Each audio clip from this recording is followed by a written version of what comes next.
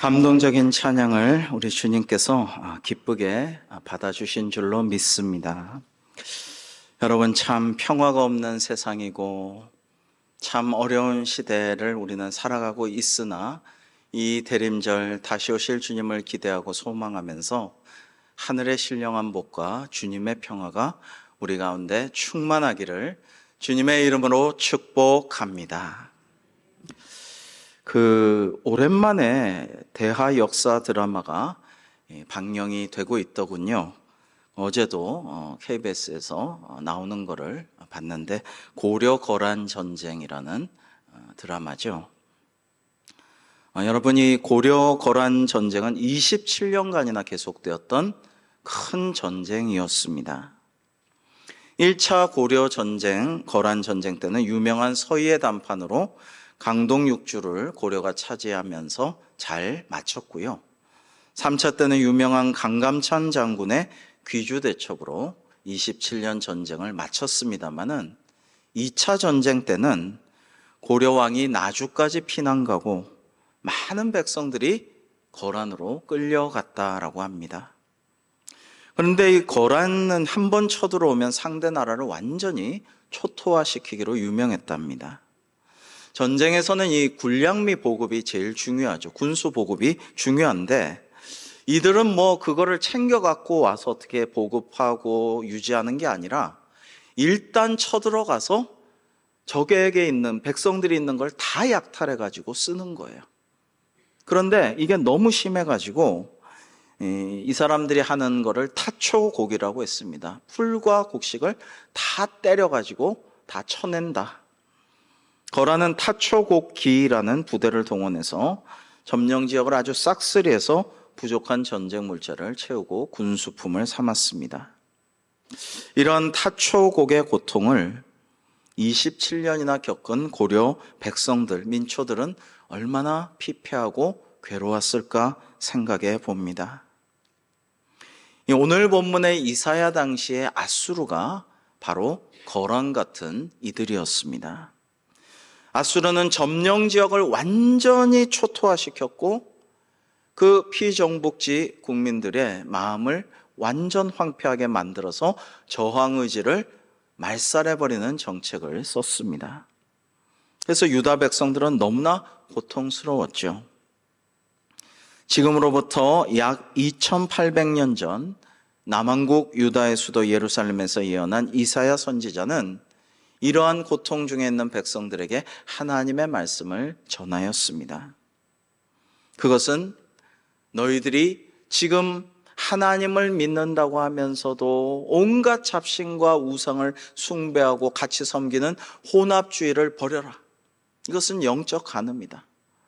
그리고 예배한다고 하지만은 마지못해 드리는 형식적인 제사를 하지 말고 참된 예배를 드려라.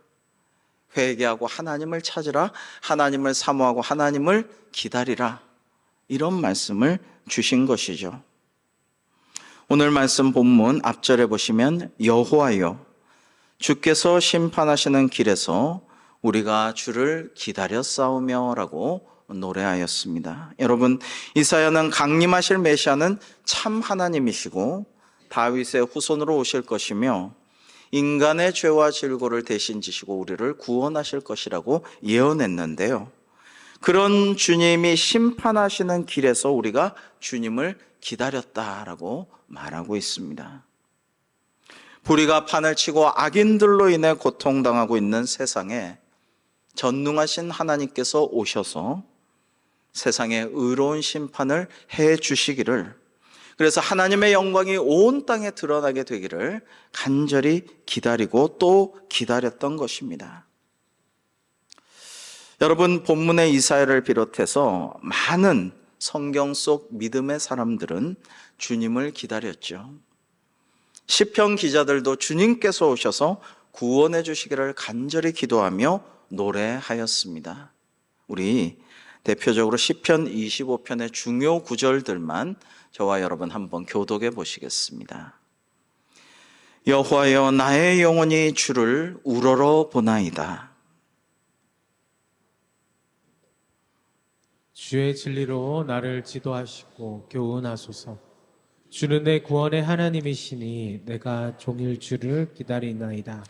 주여, 나는 외롭고 괴로우니 내게 돌이키사 나에게 은혜를 베푸소서. 내 마음에 근심이 많사오니 나를 고난에서 끌어내소서. 나의 공고와 환난을 보시고 내 모든 죄를 사하소서. 하나님이여 이스라엘을 그 모든 환난에서 속량하소서. 아멘.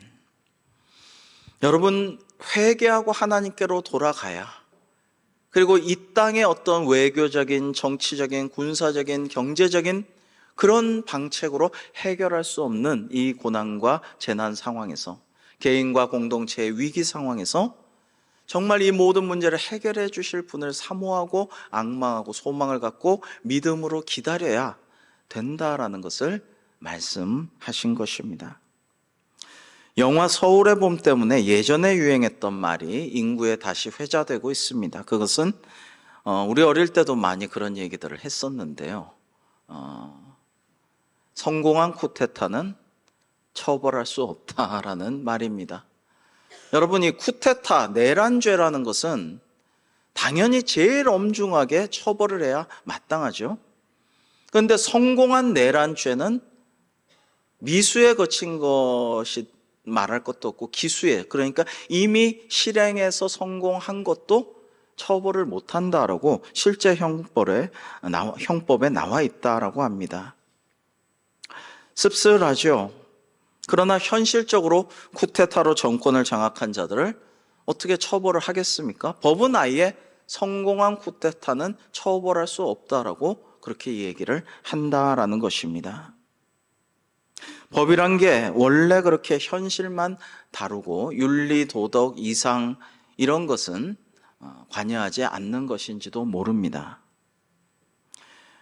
이번에 영화 끝나고 사람들이 반응을 많이 하면서 젊은이들이 역사를 다시 찾아 공부한다는 이야기도 좋고요. 그리고 그 영화에 나왔던 수도방위 사령관 그 장군에 대한 실제 인물의 뒷이야기도 많이 살펴가지고 인터넷에 띄우고 이런다는데, 본인도 고생했지만 가족들도 의문사당하고 불이익을 당하고 고생을 많이 했다라는 이야기들이 후일담이 나오고 있는데요. 자, 그러면 세상에서는 성공한 쿠데타는 처벌할 수도 없고, 본인과 자손들은 잘 먹고 잘 살고, 그 다음에 의인은 끝까지 목숨 바쳐서 싸우고 졌으나, 의롭게 졌지만은, 그러나 그와 그 후손들은 고생만 하고 죽고, 여러분, 그러나 이 인생이 끝이라고 생각하면 안 돼요. 우리는 그렇게 생각하지 않아요. 이것이 끝이라고, 이 세상의 판결과 처벌과 상급과 보상이 다라고 우리는 생각지를 아니한다라는 것입니다. 그러면 우리의 주님 기다림이 얼마나 허망하겠습니까? 얼마나 더덥겠습니까? 그러나 우리는 역사를 주관하시고 영혼을 관장하시는 하나님께서 이 땅에 다시 오셔가지고 모든 것을 의롭게 심판하고, 이 세상은 비록 불의와 부정과 악함이 판을 치지만, 그러나 하나님께서 그 모든 것을 심판하고 공의롭게 하시고 참 평화를 내려주시고 하나님의 나라 새하늘과 새 땅을 완성하여 주실 줄로 우리는 믿습니다. 우리는 그런 믿음으로 신앙생활을 하고 이 대림절 주님을 계속해서 기다리고 있는 것입니다. 우리 시편 130편 말씀도 중요 구절만 한번 교독해 볼까요? 여호와여, 내가 깊은 곳에서 주께 부르짖었나이다. 나 곧 내 영혼은 여호와를 기다리며 나는 주의 말씀을 바라는도다. 파수꾼이 아침을 기다림보다 내 영혼이 주를 더 기다리나니 참으로 파수꾼이 아침을 기다림보다 더하도다. 이스라엘아 여호와를 바랄지어다. 여호와께서는 인자하심과 풍성한 속량이 있음이라. 그가 이스라엘을 그의 모든 죄악에서 속량하시리로다. 아멘. 여러분, 이러한 소망을 가지고 주님을 간절히 기다리고 사모한다라는 것입니다. 정말 6절에 보면 파수꾼이 아침을 정말 간절히 기다리는데 내 영혼이 주님을 기다리는 것이 그것보다 더하다고 했습니다. 여러분, 제가 전방부대에서 어제보다 훨씬 더 눈이 많이 오는 날에 새벽에, 쫄병이었을 때 주로 새벽에 제일 힘든 시간에 가서 눈밭에서 보초를 서고 있으면 정말 그렇게 간절히 다음 교대를 기다리고요. 나 다음에는 이제 새벽이 동터올 텐데, 그러면 우리 고참 병장이 올 텐데 꾸무적거리고 늦게 나와서 골탕 먹이지 않으면 좋겠다. 제때 나왔으면 좋겠다. 빨리 날이 환히 밝아져서 저절로 눈 떠서 나왔으면 좋겠다. 이러면서 몇 시간, 어떨 때는 한 3시간도 그렇게 막 발이 얼까봐 설상화도 그게 차가워서 잠바를 이렇게 걸으면서 그렇게 아침을 기다리고 교대를 기다렸던 그런 기억이 나요. 그런데 그 기다림보다 더 주님을 우리가 기다립니다라고 고백하고 있는 것입니다. 그런데요, 이런 기다림에는 반드시 인내가 필요합니다. 태양만 비추면 사막이 된다라는 아랍 속담이 있습니다. 늘 밝은 태양만 비추면 사막이 된다는 거예요, 온 땅이. 우리가 싱싱하고 푸르르게 촉촉하게 잘 성장하기 위해서는 비도 와야 된다라는 것이죠. 우리는 화사하고 아름답고 다채로운 색상의 무지개를 늘 좋아하죠. 무지개를 보면 기뻐하면서 바라보고 사진도 찍습니다. 그러나 때로는 우리를 깜짝 놀라게 하고 춥고 으슬으슬하게 하고 매우 고통스럽기도 한 소나기가 와야 무지개를 우리는 볼 수가 있는 것입니다. 이 대림절 기간에 참고 인내하며 주님을 사모하며 기다리는 우리 대광교회 되기를 주님의 이름으로 축복합니다. 여러분, 어떤 마음으로 주님을 기다려야 할까요? 참고 인내하고 소망한다라고 했습니다마는 더불어서 사모하는 마음으로 주님을 우리가 기다려야겠습니다. 오늘 본문의 하반절은 이렇게 말씀하시죠. 주의 이름을 위하여 또 주를 기억하려고 우리 영혼이 사모하나이다 라고 하였습니다. 제가 예전에 보았던 기사가 문득 생각나서 찾아서 여러분께 소개를 드립니다. 2003년 8월 10일에 우주 결혼식이 열렸는데요. 여러분, 러시아 우주비행사 유리 말렌체코란 사람하고 미국인 우주비행사 예카테리나 두 사람이 사랑하게 되었어요. 그래서 결혼을 원했습니다. 그런데 러시아와 미국의 우주비행사였기에 각국의 국가보안 문제로 두 나라는 결혼을 반대했다고 합니다. 그런데 어떻게 미국은 승인을 해줬는데 러시아의 경우에 공군과 연방우주국이 승인을 해줘야 되는데 러시아 연방우주국에서 지금 근무하고 있는데요. 우주정거장에서 이 러시아 우주비행사인 유리 말렌체코의 우주비행 근무를 규정이 없이 그냥 1년을 연기해버렸대요. 그냥 계속해라. 그러니까 지상에 내려와서 결혼식을 못 하잖아요. 그러니까 두 사람들은 동료들의 도움을 받아서 각자 미국 나사와 러시아의 그 우주정거장, 지상 400km 이상 위에 있는 각 나라가 띄운 우주정거장에서 두 우주 남녀 비행사가 화상으로 우주 결혼식을 하였다라는 것입니다. 2004년 8월 마침내 우주에서 귀환한 후에 땅에 내려온 이들은 이제 모스크바 근교 교회에서 다시 결혼식을 하였고 두 딸도 낳았답니다. 많은 주변에서 우려가 있었지만 러시아 비행사도 이후에 임무를 잘 수행하고 잘 마쳤다라고 합니다. 이 기사를 보고 이런 생각이 들었어요. 두 사람이 얼마나 서로 사랑하면, 얼마나 서로를 간절히 사모했으면, 또 결혼식을 얼마나 고대하고 소망하고 기다렸으면 이 땅에서 결혼식이 안 되자 우주에서 화상으로 결혼식을 했을까라는 생각을 하였습니다. 그런데 우리 하나님 아버지의 마음, 하나님의 사랑이 문득 떠올랐어요.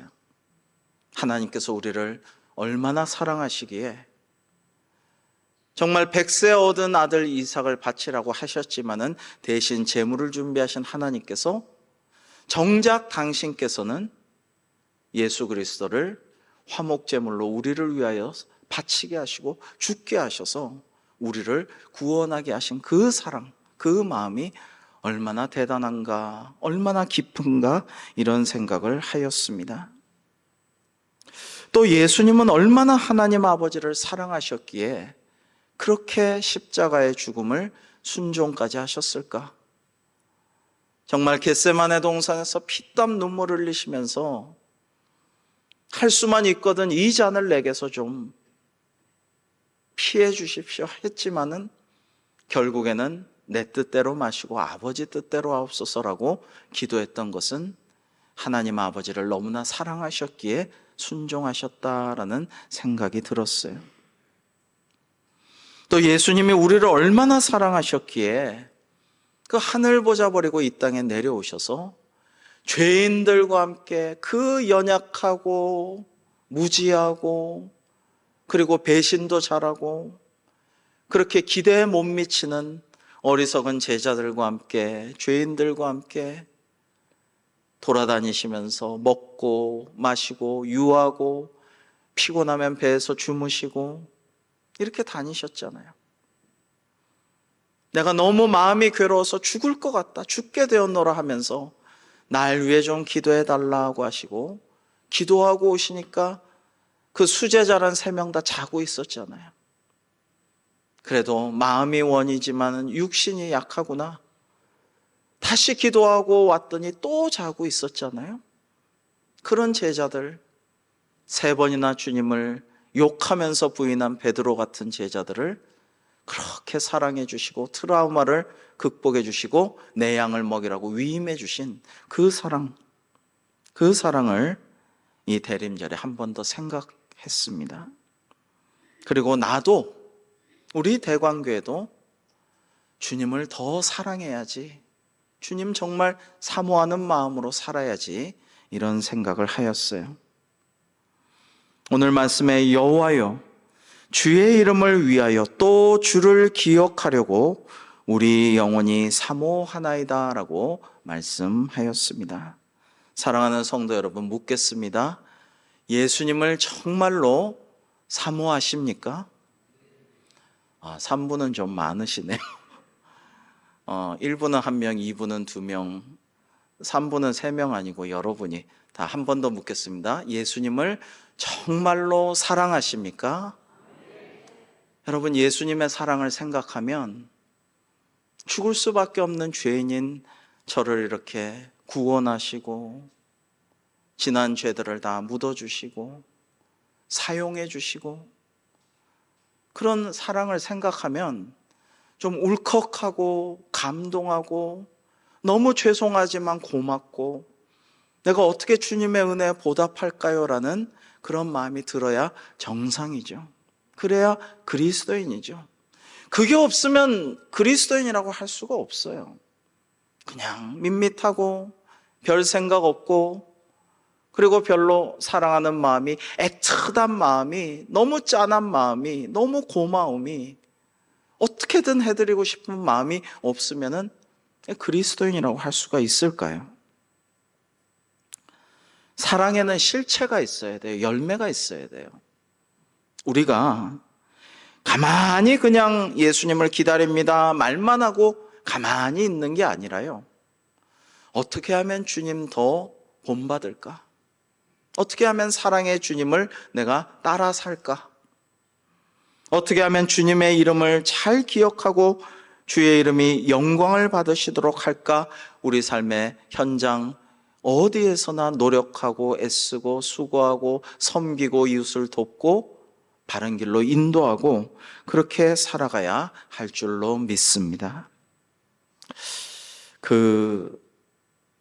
지난 기독공보 주중에 기사를 보니까 현재 우리나라 사람들의 종교에 대한 호감도가 불교가 52%, 좋게 보고요. 천주교 51%인데 개신교는 33%예요. 호감도가 자꾸 더 떨어지고 있습니다. 물론 이것은 코로나의 영향이 큽니다. 코로나 방역 시에 이단 사이비들과 일부 교회가 방역을 하지 않고 오히려 전염에 온상이 된 문제로 많은 호감도가 떨어진 것에 일조했습니다마는 더 큰 문제는, 근본적인 원인은 한국교회가 세상에 그리스도인다운 주님의 제자다운 모습을 보여주지 못했기 때문이라고 할 수가 있습니다. 지난주 금요일자 동아일보엔 경제는 세계 10위권, 기부는 88위, 부끄러운 현실이라는 기사가 실렸습니다. 기독교 윤리를 우리 생활에서 실천하는 일과 유산 남기지 않기 운동에 앞장서온 손봉호 서울대 명예교수의 우리 사회에 대한 지적의 기사였습니다. 이분은 우리 사회가 경제 규모는 커졌지만은 나눔 문화가 확산되지 못하고 있음을 한탄했습니다. 세계 기부 지수란 게 있어요. 영국 자선 구호 단체인 Charity Aid Foundation이 100여 개 나라를 설문조사해서 발표하는 것인데 지난해 우리나라가 88위를 했다라는 것입니다. 어디가 높으냐? 주로 선진국, 그 중에서도 기독교 국가들이 순위가 다 높다라고 했습니다. 다른 말로 하면 기독교인들이 기부와 섬김과 봉사와 구제에 여전히 힘쓰고 있다라는 이야기고요. 우리나라는 선교 이래로 그런 일들을 여지껏 정말 노력해 왔지만 지금 사람들의 기대에 못 미치는 상황이라는 것입니다. 그간 코로나를 비롯해 경기 침체 등 사회가 어려울 때마다 기독교인들이 많은 선진국 교회들은 그럴 때 오히려 기부에 앞장서는 성도들로 인해 교회는 더 어려운 이웃들을 이전보다 더 힘써 도울 수가 있었고요. 참 감사하게도 우리 교회도 코로나 기간에 그런 하나님의 은혜를 맛보아 아는 교회로서 열심히 노력을 해왔죠.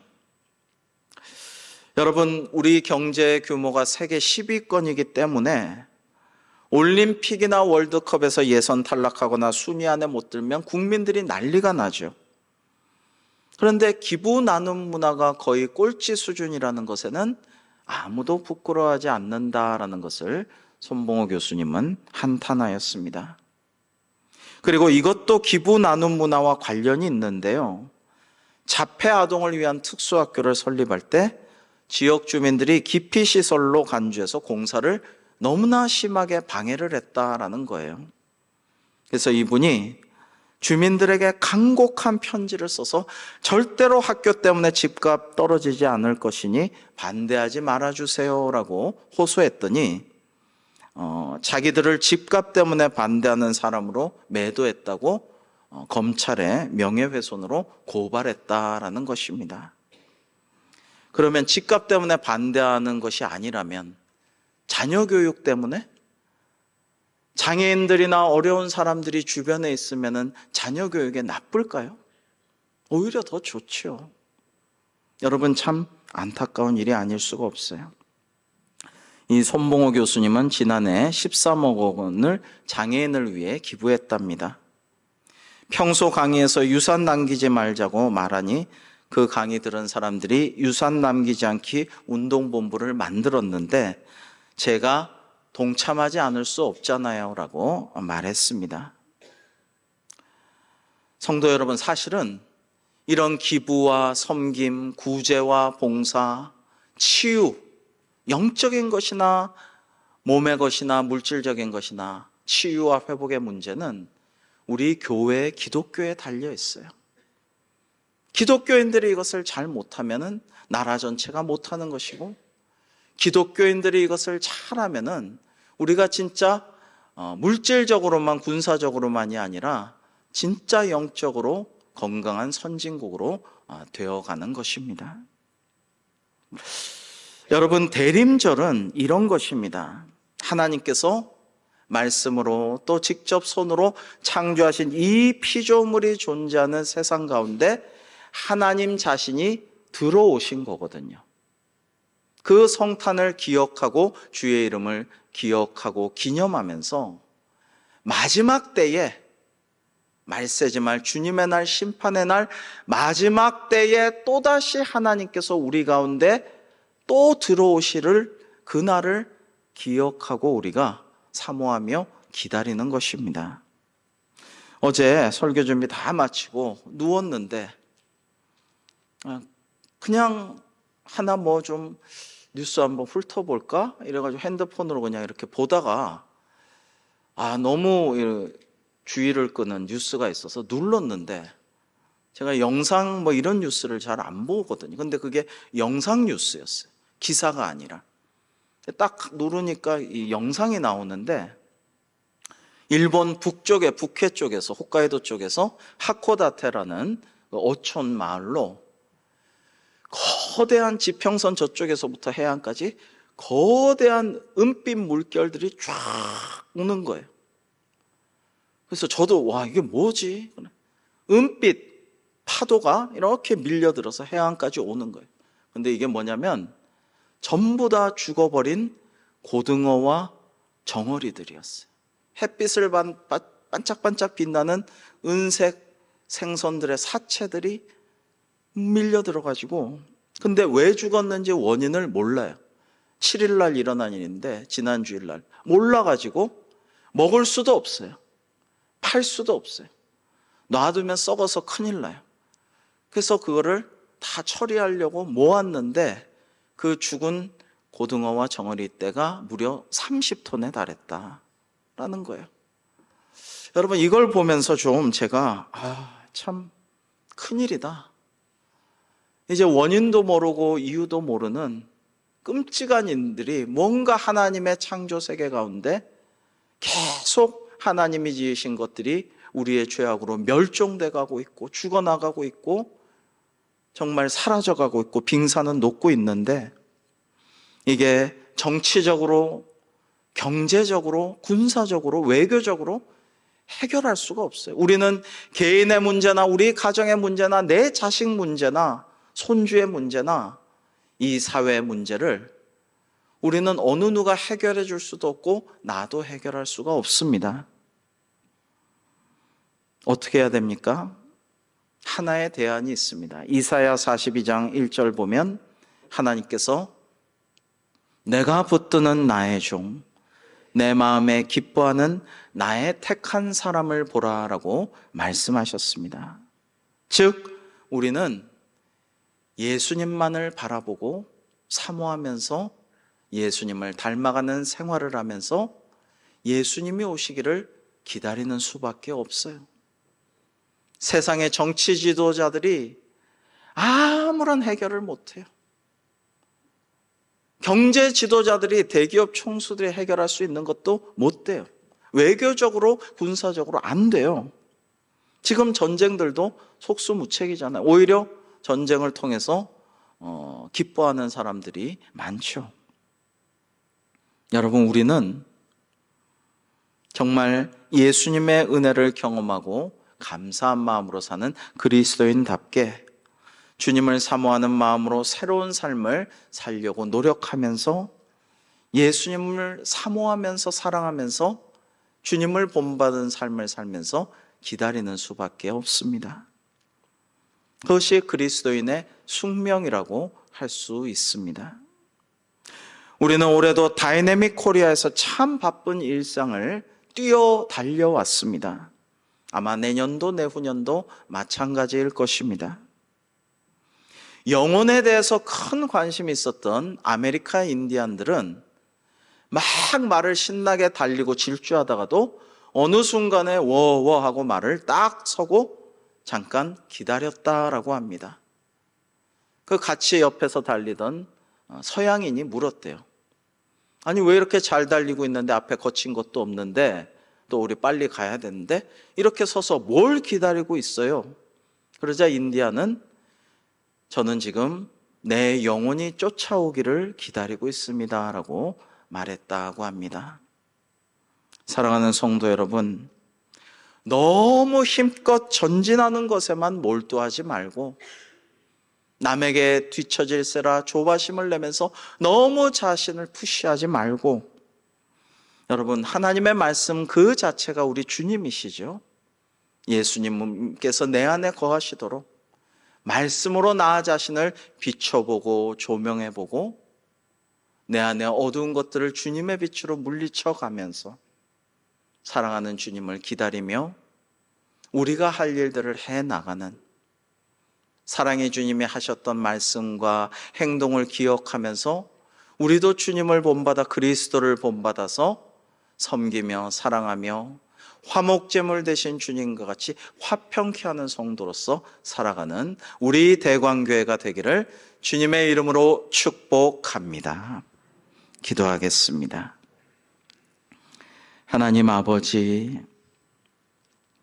내 모습을 잠시 멈춰서서 기다리며 내 영혼을, 내 현실을 하나님의 말씀에 비춰 조명해 보게 하여 주옵시고, 그리하여서 세상만 보면 불안하고 답답하고 괴로우나 그리고 두렵지만 미래에 대한 소망을 주님에게서 찾으면서 지금 고난 중이라도 능히 이겨나갈 힘과 능력과 지혜를 주신 하나님을 기다리면서 주님을 사모하는 마음으로 저희도 주님처럼 사랑하고 섬기는 삶을 살며 다시 오실 주님을 기다리는 저희 대광교회가 되게 하여 주시옵소서.